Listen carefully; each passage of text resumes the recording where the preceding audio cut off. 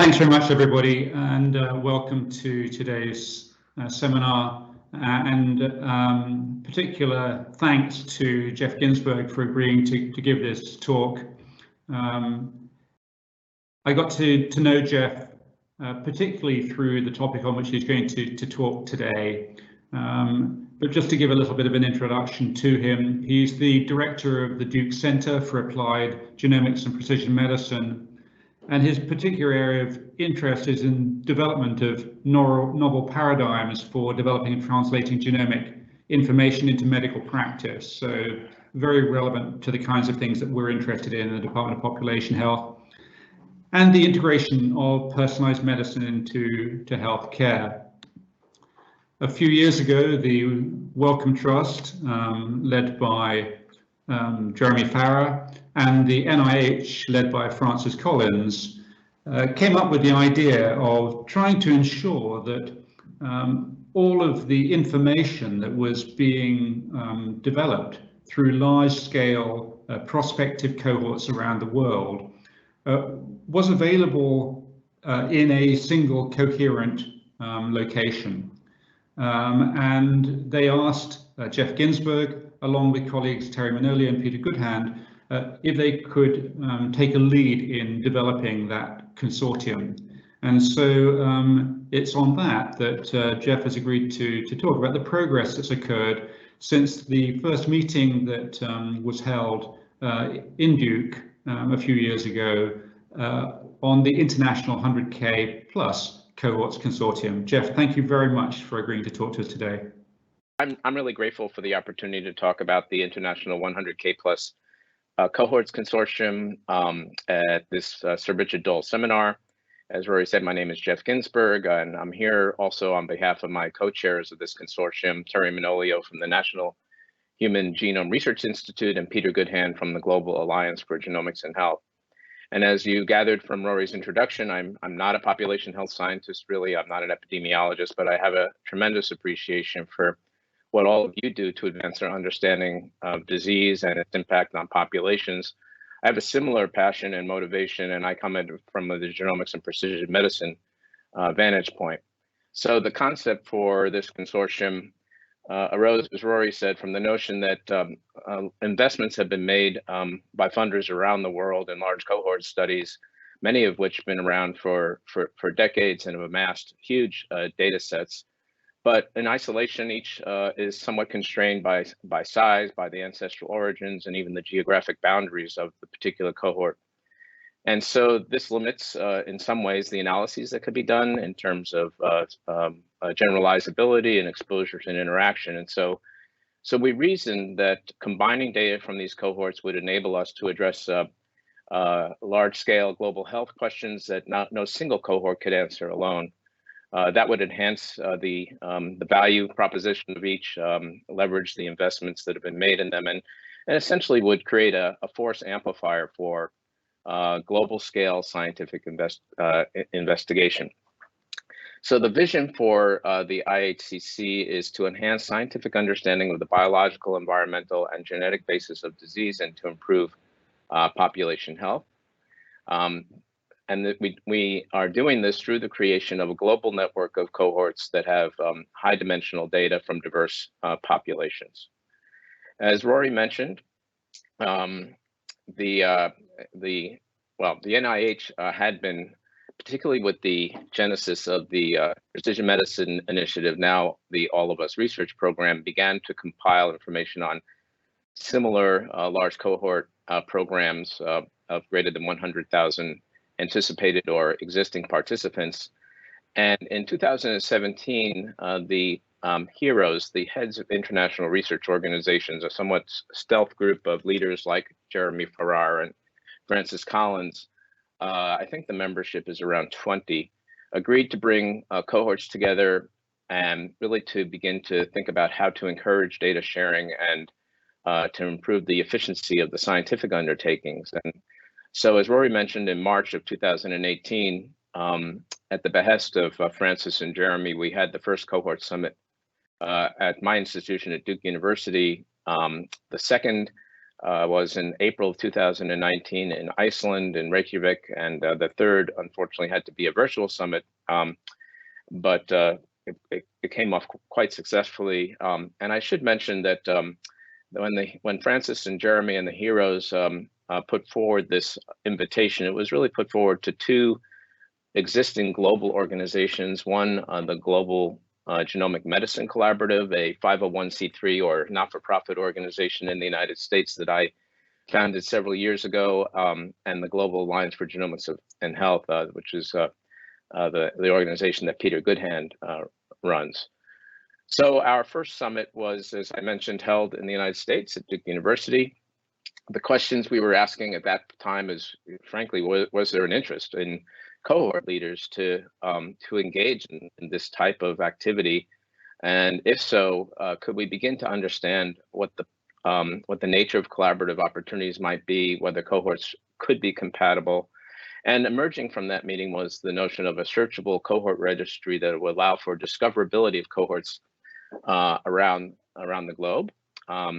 In addition, it was very clear that we needed to understand in great detail the barriers to data sharing and specimen sharing, and whether international regulations and borders might actually be a significant barrier in the way of what this consortium was setting out to do.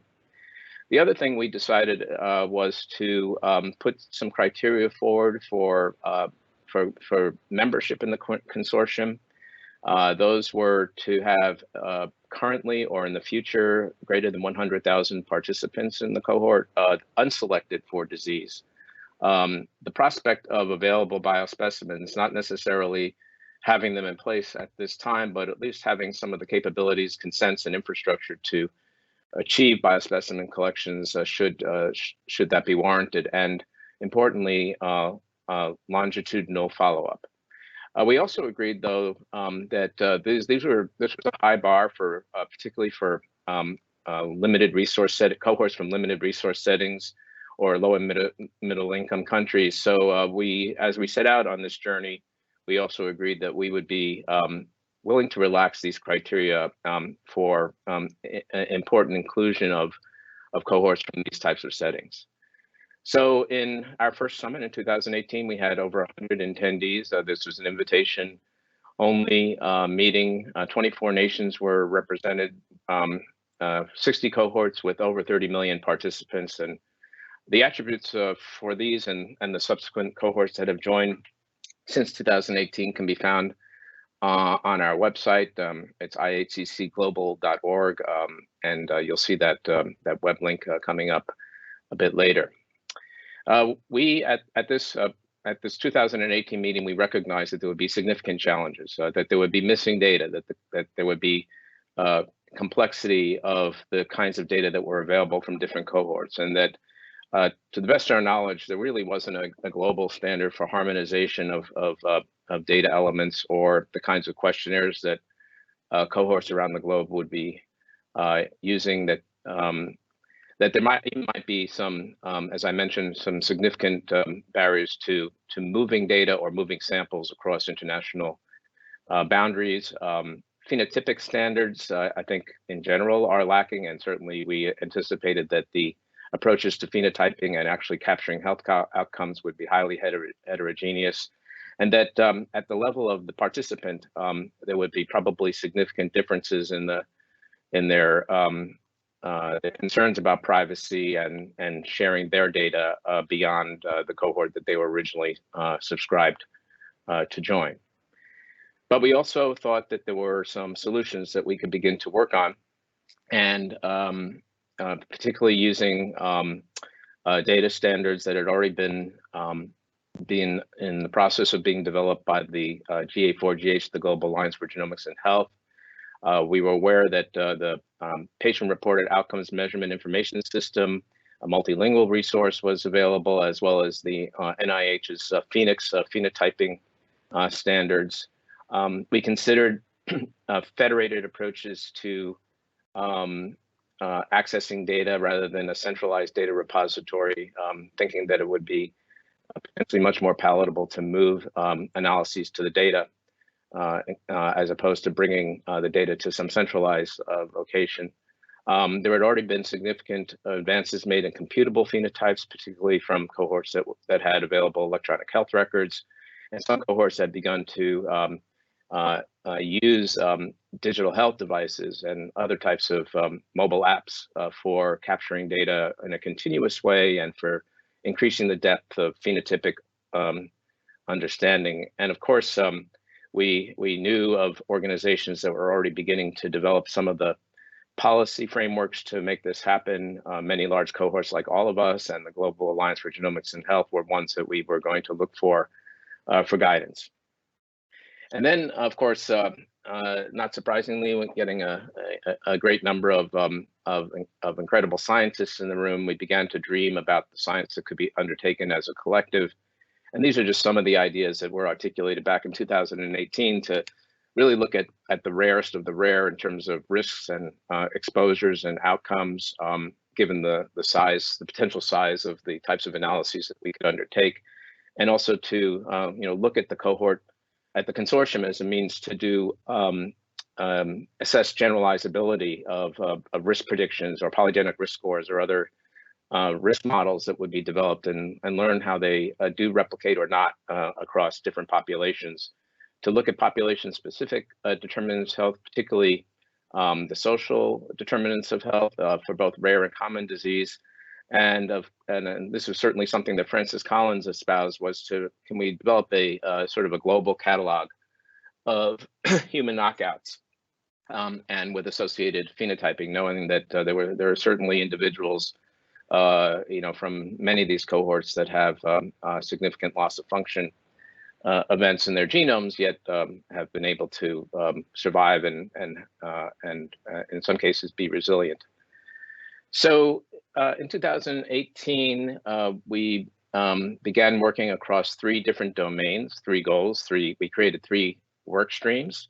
The first was really meant to approach how do we de-silo the cohorts from around the world. Could we create an information technology platform that would promote discoverability of cohorts and sharing of data? The second work stream was around the scientific plan, and a means to solicit input both from the cohort leaders as well as from funders, and to take on scientific problems and challenges that could not be accomplished by a single cohort in isolation. And then third would be to advance a policy agenda that would enable us to carry out these activities, both in terms of data sharing. And I should have mentioned that our first meeting in 2018 did not include industry that did not themselves have cohorts. So, for example, 23andMe was at this meeting as a cohort, but not as a potential industry partner. So we really needed to think about how to engage with industry in a way that would be acceptable to the cohorts and also engage them in the science. So as I mentioned, in 2019, we went back to what might be considered the home of the primordial large cohort to Reykjavik. We had at that time 117 individuals from 67 cohorts in 29 countries. And this alphabet soup of acronyms are some of the heads of international research organizations. You'll probably recognize some of these acronyms. I can't even remember what they all stand for, but like the National Institutes of Health, Wellcome Trust, Medical Research Council, and others were, the Gates Foundation were represented. And at that meeting, we finalized our strategy for creating the technology infrastructure and policies that would be enabling for the science. We also launched the concept of a pilot demonstration project to show feasibility, began to develop a charter, and began to, at this meeting, we had a number of representatives of industry who are quite interested in participating in the Ihcc. So one of the, as I mentioned, a feasibility study that came out of the Reykjavik meeting was to begin to look at whether polygenic risk scores could be derived across a number of widely dispersed cohorts. Purposely, the phenotypes that were undertaken were common, knowing that those might be well represented phenotypically in the data, and that, of course, these cohorts would have to have genetic genotyping information. And not to get into too many of the details, but this was led by the Children's Hospital of Pennsylvania, Patrick Sleeman, Hakan Hakararson, and they generated the kinds of variant files necessary for assessing PRSs.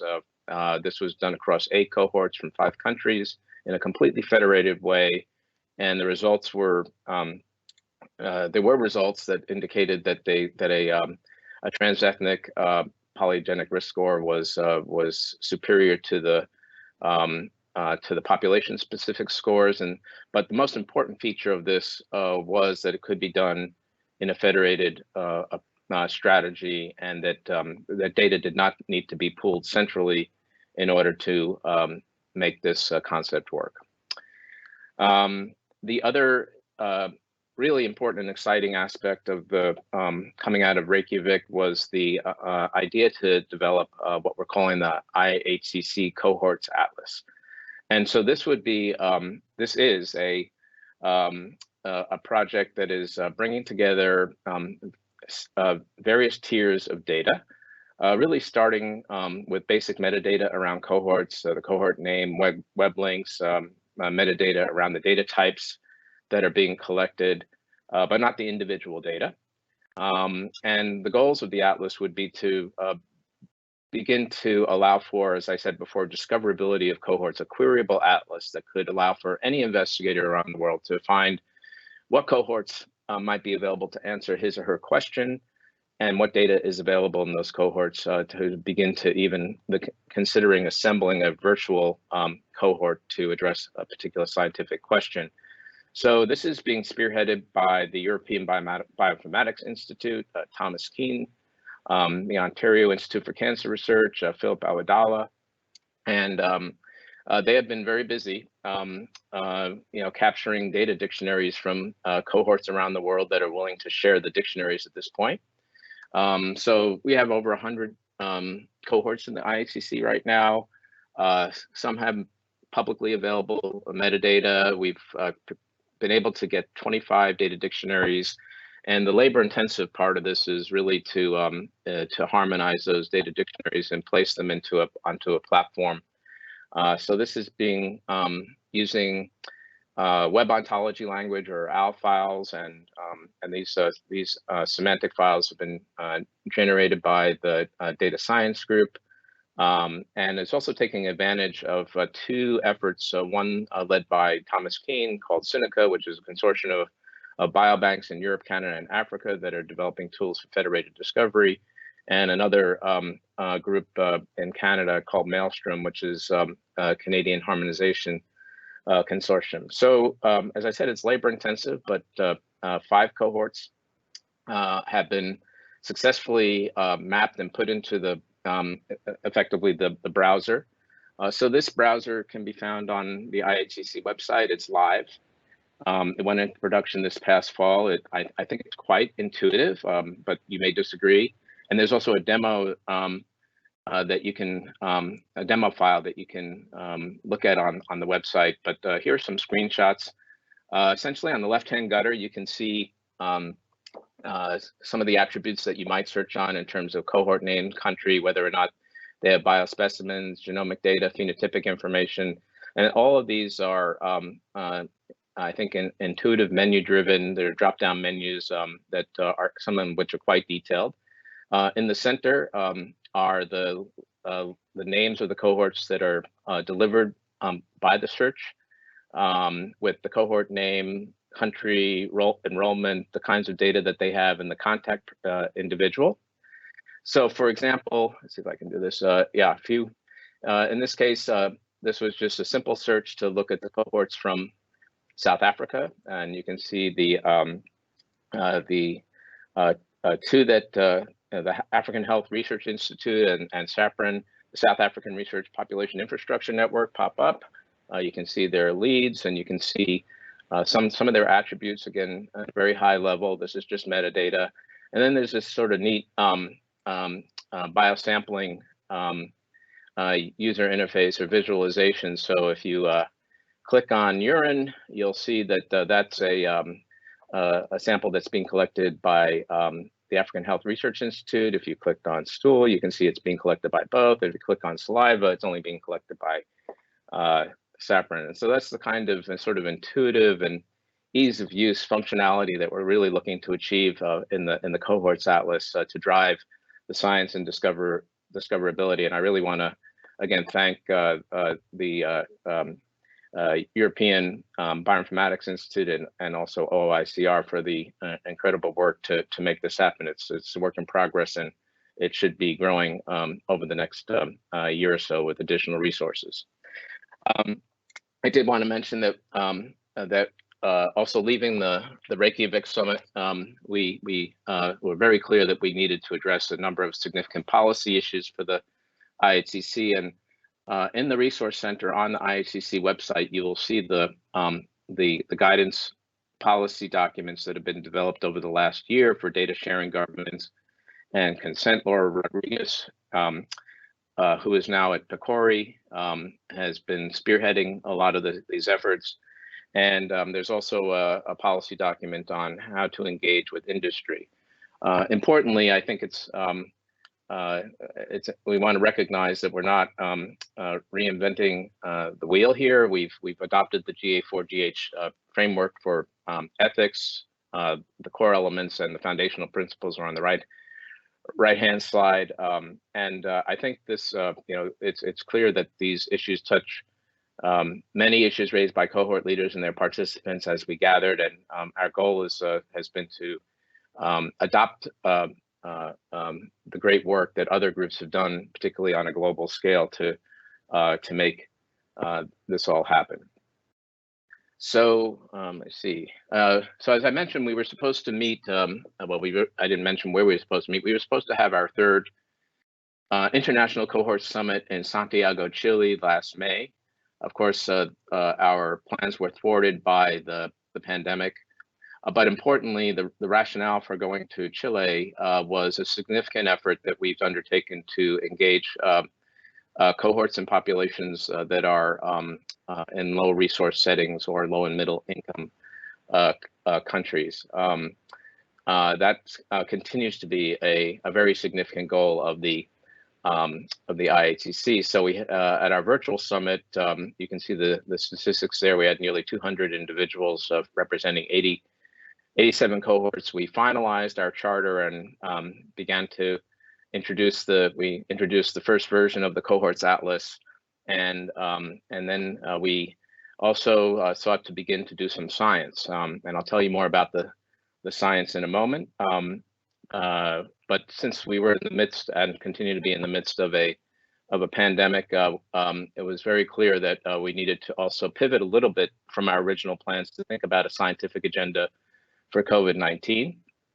We had Francis Collins deliver the opening keynote, and Jeremy Farrar gave a very inspirational closing keynote.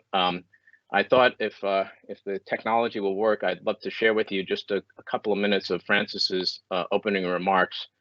How can IHCC help? Well, in some very important ways.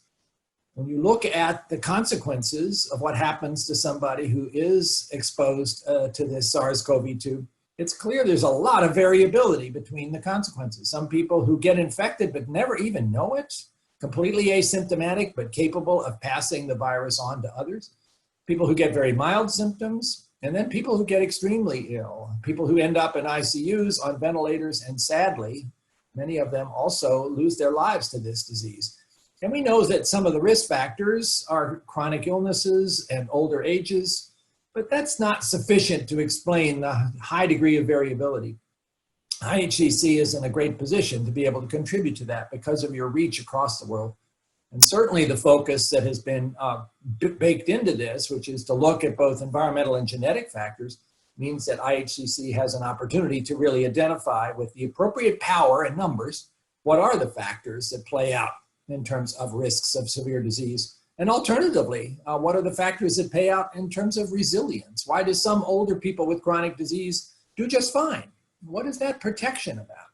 If we knew that right now, I guarantee you it would have all kinds of consequences for the way in which we're trying to prioritize drug therapies, because it's been proven over and over again, if you have a natural variation that provides some indication about a disease risk, that's a very good place to go if you're trying to develop a drug therapy. I wish we had that answer right now, but I know many people are starting to work on it. And more than that, I would say not just about susceptibility, but what about variations that play out in terms of drug responsiveness? I mentioned remdesivir and the fact that it does provide some benefit, but not equally to everybody. So what's that about? Is there some pharmacogenomics there that we ought to be looking at in terms of who responds well and who doesn't?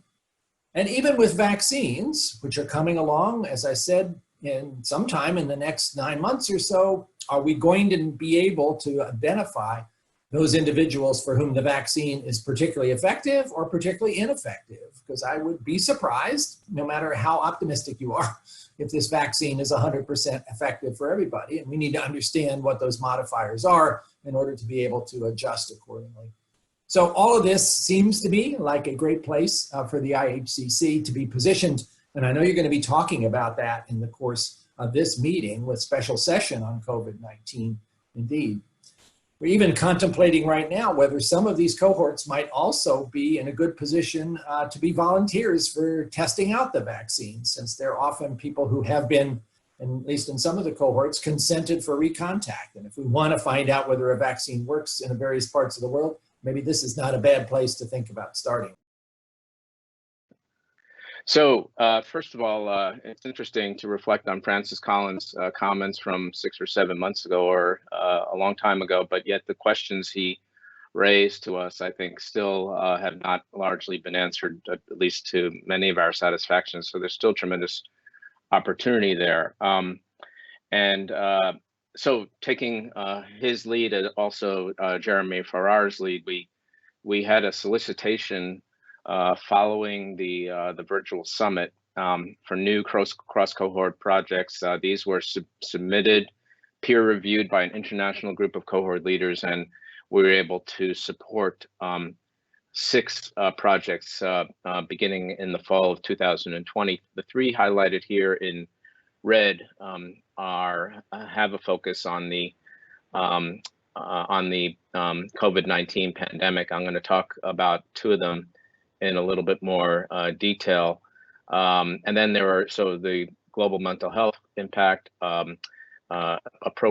project to really understand the wealth of biospecimens or lack thereof that could be useful for population studies for pandemics, as well as a project to look at host susceptibility in Southern Africa.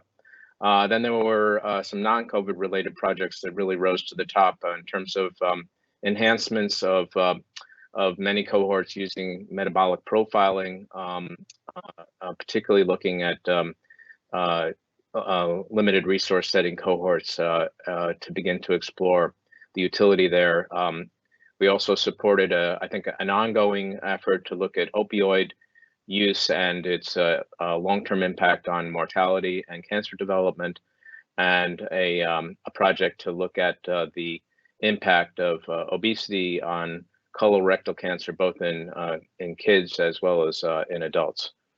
So the project I wanted to, 2 projects I wanted to just tell you about in a little bit more detail, and maybe you've heard about this one in particular from Sarah Bauermeister, who may be on the call, and certainly it would be more appropriate maybe to talk about this than I, but this project also being collaborated on with Jordan Smoller from MGH is really exploring the impact of the pandemic on mental health. I don't know that this much of what's on this slide has significantly changed, except for perhaps the percentages and data on the right, but it's still clear that there's significant mental health impact in terms of the economic unemployment, insecurity, pre-existing conditions, and mental health conditions, people being cut off from their care, and also the impact on dementia as a whole.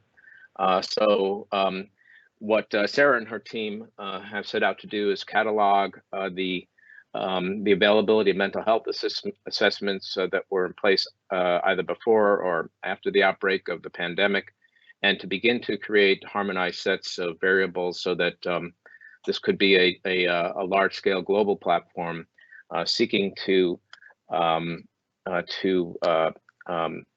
understand better the impact of mental health, and in particular, using the Dementias Platform UK's data curation initiative, the DPUKC serve, I'm getting that correct, which is a platform to standardize ontologies and harmonize data in the dementias. The other aims are to begin to do some analyses using these data. The key questions being how is the pandemic affecting mental health systems over time, and are there resilience or vulnerability factors that could be ascertained? What social determinants of health might modify the impact on mental health? And then finally, the third aim of this project is to examine changes in cognitive function over the course of the pandemic. So this is a pretty, in my mind at least, a pretty significant undertaking. We have not heard yet of how the project is going. We're about to understand progress across these 6 projects that I mentioned earlier, but this is just one example of the kind of work that Ihcc is doing in the context of the current pandemic. And these are the cohorts that initially were participating in this project, but I expect the number may have even increased since the initial application was evaluated. The other project I wanted to just highlight briefly is one led by Michelle Ramsey at the National Health Laboratory at the University of Witwatersrand, and she's also president of the I believe of the African Society of Human Genetics. So the project here is focused around the question, that was given the data that was available this fall.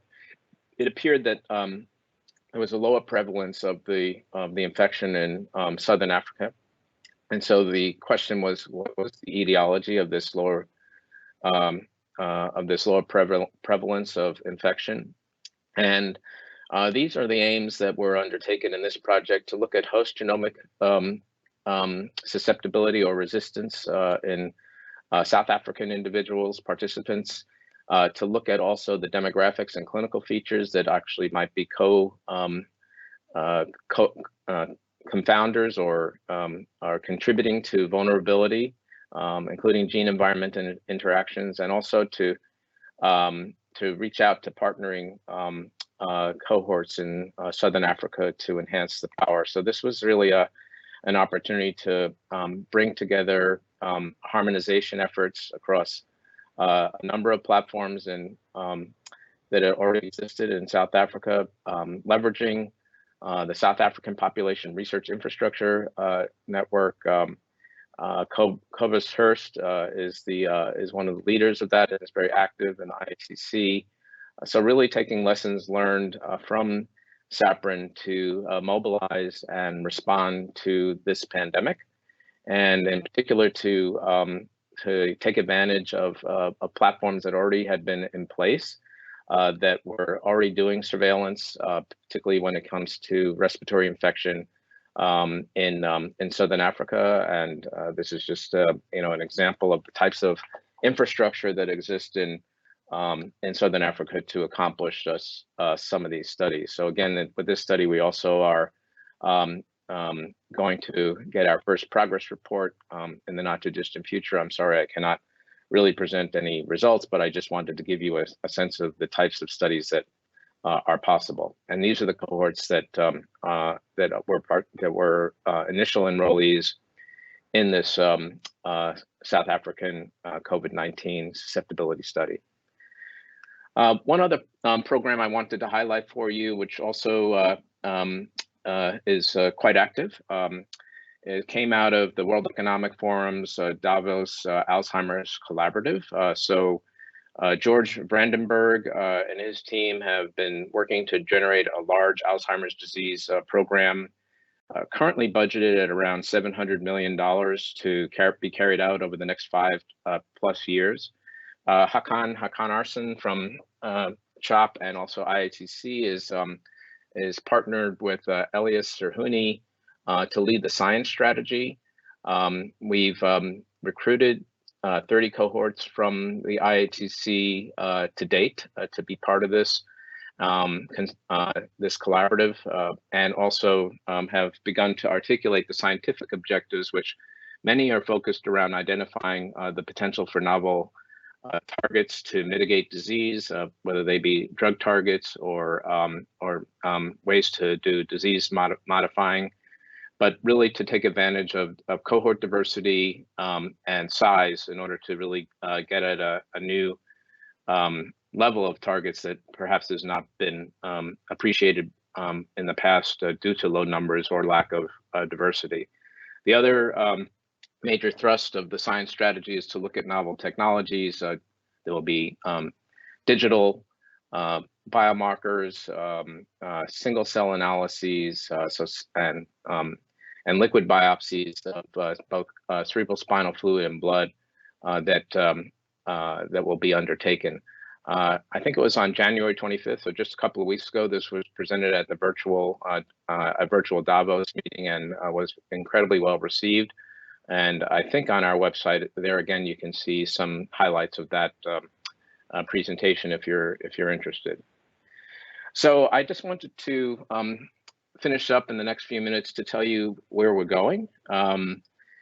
So we are in the middle of a 5-year strategic plan, and it was at the behest of the Wellcome Trust that we actually generate such a plan for sustainability.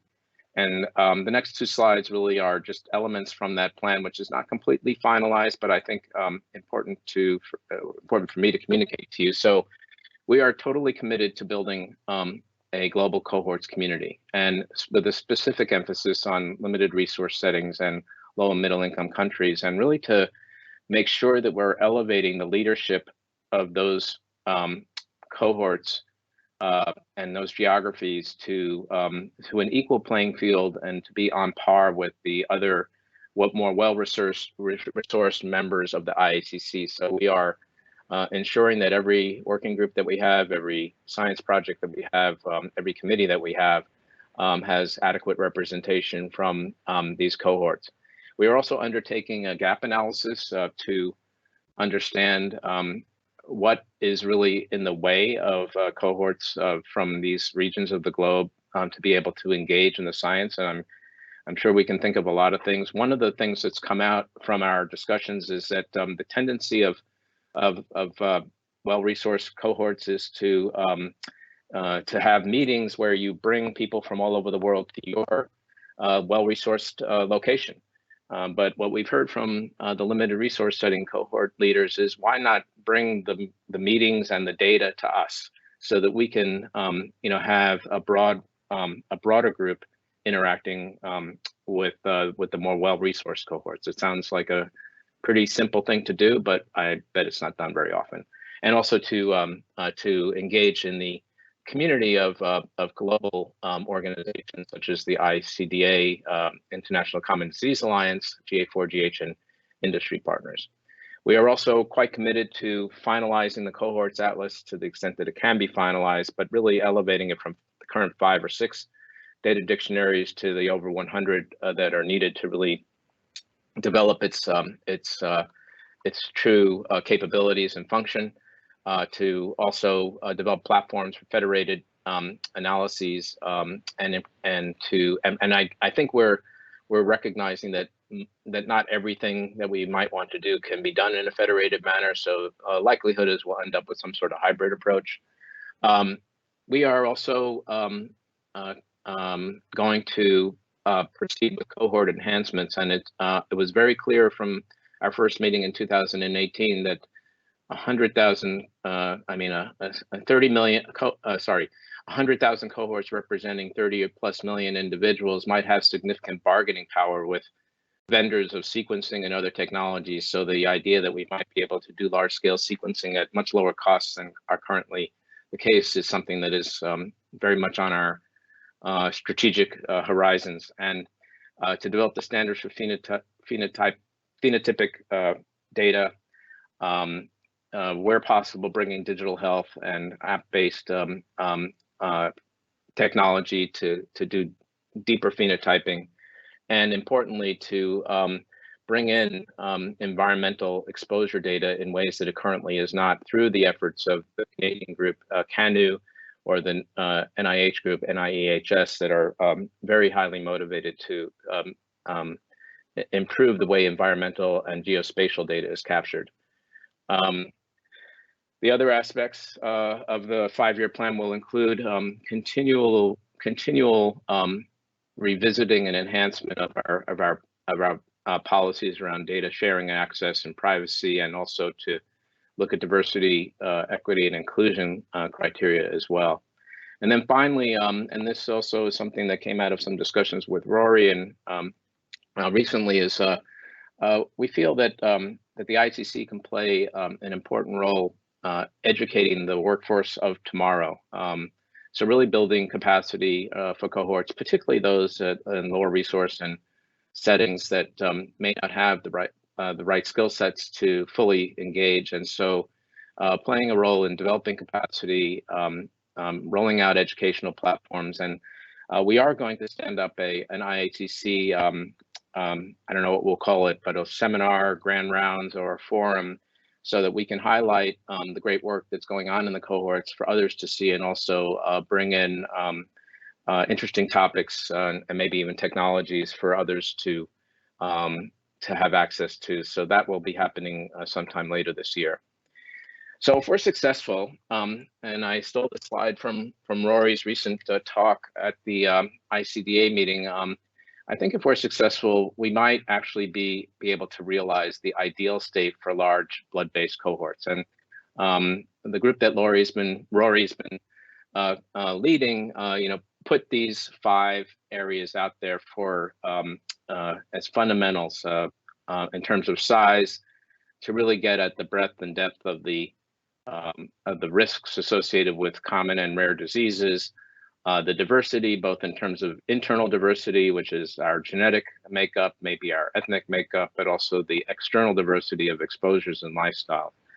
And in terms of depth, the phenotypic depth required to really understand the characteristics of the people and participants in the cohorts, the ability to capture outcome data at scale, so that we can actually look at predictive models, and sustainability, which might mean a lot of things, but certainly sustainability in terms of having the cohort leaders, young investigators, really working together so that the future of these cohorts is very bright and will continue. So with that, I just wanted to let you know that we are around 110 cohorts with roughly 60 million participants. This is the website. Feel free to surf it, and on the Resource Center, you'll find a number of the things I've mentioned today. I wanted to thank the ICCC sponsors from Wellcome Trust, NIH, and more recently from the Chan Zuckerberg Initiative. And if you have questions about any of this, please feel free to email me at the email address that you see. And then finally, the IHCC is supported by a number of people that have formed our secretariat, and they're listed here, without whom we would have not been able to accomplish any of the things that I've shown you today. So once again, thanks for inviting me to share with you our progress on this interesting journey, and I'm happy to take some questions. Thanks very much, Geoff. An enormous amount has been achieved. One of the questions gets right down to the kind of nitty-gritty, which is how are you funded, and a kind of follow-up question of what's your annual budget. And before you answer, I suspect there's an awful lot of work being done by an awful lot of volunteers, but to drive that, you still need funding from at least the 3 organizations you just mentioned at the end. But perhaps you could expand on that. Yeah, and nothing that I'm going to say is particularly proprietary, but I also would cut the caveat being is that it's still a work in progress. So our initial funding came from the National Institutes of Health, and welcome when we began, as Rory mentioned, with Jeremy Farrar's and Francis' interest in, and the HEROES group in particular, bringing this together. And to carry on, a face-to-face meeting is a few $100,000 a year with travel, a few $100,000 with travel. So the budget scales to the projects, right? I mean, so the foundational aspect of a consortium like this may require a few $100,000 per year to just keep it, keep the lights on, keep people engaged, give us the ability to reach out. But to actually do projects, of course, requires a significant increase in funding. The pilot projects that I showed you were funded at the $150,000 level, so not really meant to complete something. They're called pilot projects for a reason, and the idea would be to gather sufficient data and information to go after larger, funding sources from the HEROES in particular, but more traditional funding sources. So I as part of our 5-year plan, I'll just venture a guess that if we're going to really make things happen, both to finalize the atlas, get a head of steam on in cross cohort projects, and to go after additional funding sources is going to be roughly $1 million a year, if not more. I mean, that's just a rough guess. We're finalizing those plans.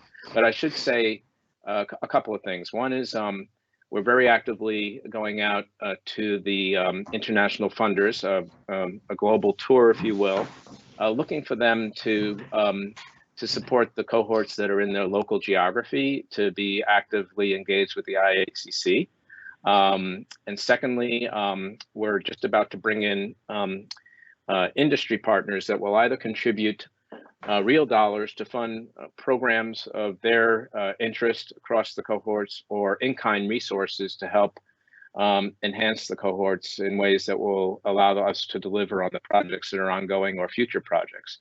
And as Rory mentioned, the nature of at least people like myself and Terry Manolio and Peter Goodhand is that we're all volunteers. So the secretariat is people on the screen that you see, are paid individuals through the funds that we get, but most of the cohort leaders and other leaders are all volunteers. Having said that, it's very explicit in our goals is that if we're going to engage cohorts in work, we should pay for the work. So it's not lost on this group that to ascertain data from your databases, or to curate and clean the data and either deliver it or engage in a federated activity is going to require resources, and more so maybe in the limited resource or low middle income countries. So we're baking into our budget explicitly resources to support the local activities that are required to make the projects work. So I gave you a couple of figures. And I wish I could give you something that's more exact than what I told you, but I think you get the sense of the direction we're taking. Thanks very much, Geoff. And do you get a sense, you referred to both the potential for leveraging additional fundings from industry, but also the ability at scale to push down costs associated with assays. Do you have a sense of how successful that's likely to be? Well, I hope it's wildly successful. I think we're about to. Well, so I'll just say we have one data point, and I hope I'm not speaking out of school, but I do think the project with the metabolic profiling is being done with Nightingale, which I think is a group that's very familiar to you, Rory, and colleagues at the UK Biobank. And although I haven't been on the front lines of negotiating that, I think the costs have come down significantly as part of that because of the numbers that are involved. I can't quantitate that, but qualitatively, it's a signal that we might be successful in some cases. And as we engage sequencing groups like Illumina, we can report back progress. But I think locally, as I'm sure is the case in your institutions, when we've talked about large-scale projects of the 50 to 100,000 range in terms of sequencing of, let's say, Duke University, the prices all of a sudden come down. And so I think there is latitude. I don't know what the floor is, but I'm cautiously optimistic that we'll be able to get great price points with these numbers. Yeah, and certainly that was our experience in UK Biobank when we were awarded a certain amount of funding, and we said this is the amount of funding we have and these are the numbers of people we need to have genotyped. The price fit the funding.